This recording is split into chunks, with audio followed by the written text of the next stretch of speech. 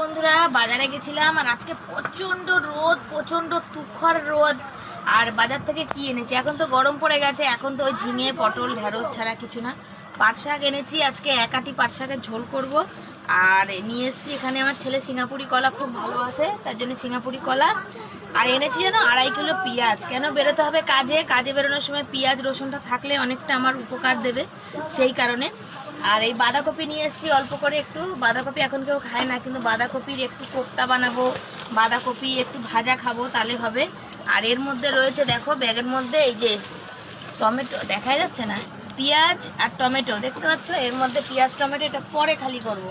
আর এখানে নিয়ে এসেছি মোচা, ঢেঁড়স, পটল আর বেগুন, আর উচ্ছে, লঙ্কা, রসুন অল্প করে।